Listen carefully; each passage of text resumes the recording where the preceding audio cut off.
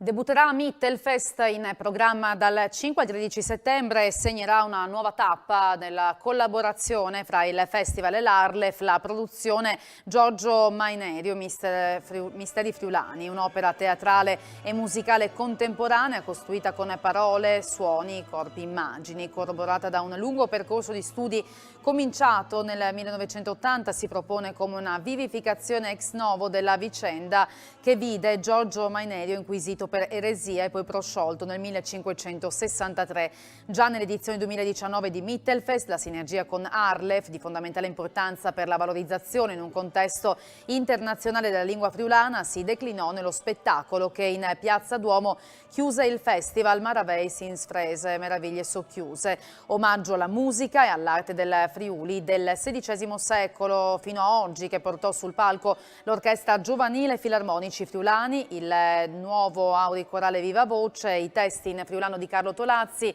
la voce recitante di Chiara Donada con le videoimmagini d'arte di Federico Mazzolo, per raccontare la ricchezza di un territorio fatto di gemme preziose nel cuore dell'Europa. E intanto prende forma il nuovo progetto che consacra il friulano su un palcoscenico internazionale.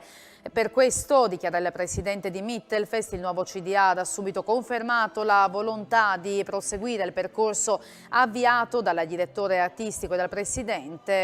che ha preceduto Corciulo, vale a dire Federico Rossi. Da quasi un decennio collaboriamo con Mittelfest, un'esperienza di grande arricchimento e soddisfazione per entrambe le realtà, ha sottolineato il presidente di Arlef, Eros Cisilino.